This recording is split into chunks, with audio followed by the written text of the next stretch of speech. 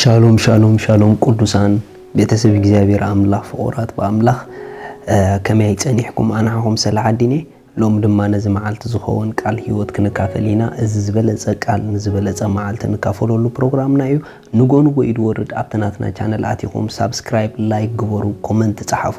ንጎንጎ ድማ ክመጽኢና ባኹም ሎም ንካፈሎ ቃል ድማ ሓድሽ ኪዳን ቅድመ ኹነት ዘይብላ ፍቅረ አምላኽ ዝተጋህደሉ ኪዳን ይዝብልዩ ሪኹም ሓድሽ ኪዳን ቅድመ ኹነት ዘይብሉ ኪዳን እዩ ሓድሽ ኪዳን እታ ዓባይ ፍቅረ አምላኽ ዝተገለጸትሉ ኪዳን እዩ ሓድሽ ኪዳን ቅድመ ኹነት ዘይብላ ፍቅሪ እግዚአብሔር መለኮታዊት ፍቅሪ አምላኽ አጋበድ ኹነት ፍቅሪ አምላኽ ዝተገልጸሉ ኪዳን እዩ መጽሐፍ ቅዱስ ክዛረብ ከሎ ከምዚ ይብል ወንጌል ዮሐንስ ምዕራፍ 3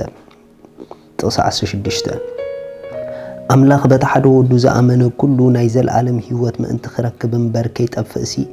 ንወዱ በጃ ክሳዕ ዝህብ ክሳዕ ክንድዚ ንዓለም አፍቀራ አምላኽ ንወዱ ዓለም ብኡ ክድሕን እምበር ንዓለም ክፈርዳስ ኣይለኣኹን ብኡ ንዘኣምን ኣይፍረዶን ንዘይኣምን ግን ብስም ሓደ ወዲ አምላኽ ስለዘይኣመነ ድሮ ተፈሪዱ ወለይሉ በጣም ዝገርም አምላኽ በተሐደ ወዱ ዘአመነ ኩሉ መታ ናይ ዘለዓለም ህይወት ክረክብሲ ነተሐደ ወዱ በጃ ክሳዕ ዝህብስ ክሳዕ ክንድዚ ንዓለም አፍቀራ ኢሉ አይገርመኩምን እግዚአብሔር አምላኽ ፍጥረት ካብኡ ክሒዱ ወዲቁ ኾሎ ፍጥረት ካብ እግዚአብሔር ተፈሊ ኾሎ ፍጥረት ሞይቱ ኾሎ ፍጥረት ኣብ አበሳ ኾሎ ፍጥረት ኣብ ድኻም ኾሎ እግዚአብሔር ኣብዚ ሰዓት ዝግን ካብ ድኻም ሰባት ዝሐለፈ ካብ ኃጢአት ሰባት ዝሐለፈ ካብ ኩሉ ዝሐለፈት ዓባይ ፍቅሩ بخبيد واقع بمخفال قليسوا فقر كل جيزي بمهابات قلت مهاب تديل فقر يلن فقر انتلو مهابالو እግዚአብሔር አምላኽ ድማ ዓባይ ፍቅሩ ብዘገርም ዓብ ውህበቱ ገይሩ ገሊጹልና እዛ ፍቅር እዚኣ ክሳዕ ክንዴ ዓባይ ምዃና እዛ ፍቅር እዚኣ ክሳዕ ክንዴ ቅድመ ኹነት ዘይብላ ፍቅር ምዃና ኣብ ክልተ ነገር ኢኹም ተስተውዕሉ ሓደ ማእሲ ነዛ ፍቅር ገሊጽዋ ኢኹም ከተጽንዕዎ ዘለኩም ንኣምላኽ ንበቅዕ ህዝቢ ኾለና ኣይኮነን ገሊጽዎ ንኣምላኽ ዘይንበቅዕ ህዝቢ ኾለና ይገሊጹልና ካልኣይ ነዛ ፍቅር ብኸመይ ይገሊጽዋ ናይዛ ፍቅር እዚኣ ውህበት እንታይ እዩ እታ ሓደ ወዱ ማለት ክርስቶስ ማለት ህይወቱ ካብዚ زعبول حدا نجار يلن سلزي مصحف قدوس سلزا فقر خزارب كله اتا عباي فقري املاخ إلوا سلزي حدش كيدان እግዚአብሔር ቅድመ ኹነት ዘይብላ ፍቅሪ ኣብ ልዕሊና ዘይትለዋወጥ ፍቅሪ ንሕና ወዲቕና ዘይወደቐት ፍቅሪ ንሕና ጠፊእና ዘይጠፈአት ፍቅሪ ንሕና ተጋጊና ዘይተጋገየት ፍቅሪ ንሕና ተቀይርና ዘይተቀየረት ፍቅሩ ዝገለጸላ ኪዳንያ አምላኽ በሐቂ ንህዝቡ ከም ዘፍቅር አምላኽ በሐቂ ንፍጥረት ከም ዘፍቅር እግዚአብሔር ኣብ ልዕሊ ሰብ ዘለዎ ፍቅሪ ከም ዘይተለወጠ ሰብ እኳ ተለዊጡ ኹንሱ ሰብ እኳ ተጋጊ ኹንሱ እግዚአብሔር ግን ክሳብ ሕጂ አፍቃሪ ምዃኑ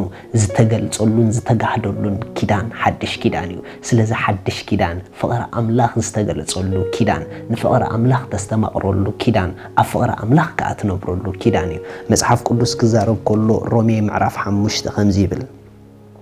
ሃሌሉያ ካብ ጥቕሲ 6 ገና ድኹማት ኮለና ክርስቶስ ብግዚኡ ምእንቲ ዓመጽቱ ሞተ ኣብ ክንዲ ሓደ ጻድቕ ዝመውት እኳ ዝርከባ ይመስለንን እንድዒ ኣብ ክንዲ ጽቡቕ ዝገበረሉ ክመውት ዝደፍርሲ ምናልባሽ ኣይምተሳእነን ይኸውን ግና ኸንሕና ገና ሓጣን ኮለና ክርስቶስ ኣብ ክንዳና ሞይቲ እሞ አምላኽ እታ ፍቅሩ ንዓና በዚ የርኢ ኣሎ እምበኣርሲ ሕጂ ብደሙ ምስ ጸደቕና ደኣ ክንደይ ካብ ትቁጣዓ ብኡ ኣዚና ዘይንድሕን ጸላእቱ ኮለና ምስ አምላኽ ብሞት ወዱ ተዓረቕና ካብ ተዓረቕና ደኣ ክንደይ ብህይወት ኣዚና ዘይንድሕን ግና ብጎይታና ኢየሱስ ክርስቶስ ብኡ ሕጂ ዕርቅ ዝረኸብና በአምላኽ ንመካሐሉና እምበር እዚ ጥራይ ኣይኮነን ኢሉ ሪኢኹም ኣሕዋት ጌና ድኹማት ኮለና ጌና ሓጣን ኮለና አምላኽ ታናዓና ዘላቶ ፍቅሪ ዋጋ ብምኽፋል ንወዱ ብምልኣኽ ህይወቱ ብምግላጽ ኣርእይዋ እዩ ገሊጽዋ እዩ ስለዚ ኣብ ሓድሽ ኪዳን እታ ቅድመ ኹነት ዘይብላ ፍቅረ አምላኽ ዝረአናሉ ኪዳን እዩ ኣብዚ ኪዳን ዝኾንካ ንፍቅረ አምላኽ ክትጠራጠር ኣይከኣልን እዩ ምኽንያቱ ብግልጺ እግዚአብሔር ቅድመ ኹነት ዘይብላ ፍቅሩ ኣቐዲሙ ባዕሉ ገሊጹልና እዩ ሓድሽ ኪዳን ቅድመ ኹነት ዘይብላ ፍቅረ አምላኽ ካባና ደይትጅምር ፍቅረ አምላኽ ካብኡ ጥራሕ ትጅምር ፍቅሩ ንፍጥረት ኩሉ ዝተገልጸትሉ ብዘገርም ውህበት ንወዱ ክርስቶስ ዘምጸትልና ፍቅሪያ ደስ ይበልኩም እዚ ኺዳን ንፍቅረ አምላኽ ተስተማቕሩሉ ኺዳን እዩ ሻሎም ስለዚህ ሎሚ ንጎይታና ኢየሱስ ክርስቶስ ኣብ ህይወትኩም ወሲንኩም ክትቀበልዎ እትደልዩ እታ ኣብኡ ዘላ ናይ ዘለዓለም ህይወት ክትቀበልዋ እትደልዩ እዛ ጸሎት እዚኣ ጸልዩ እግዚአብሔር አቦ ስለወድኻ ኢየሱስ ክርስቶስ የመስግነካ ኣለኹ يأمن الله ኢየሱስ ክርስቶስ ስለ ኃጢአተይ ከም ዝተሰቕለ እዳ ኃጢአተይ ከፊሉ ከም ዝፈጸሞ ስለይ ከም ዝሞተ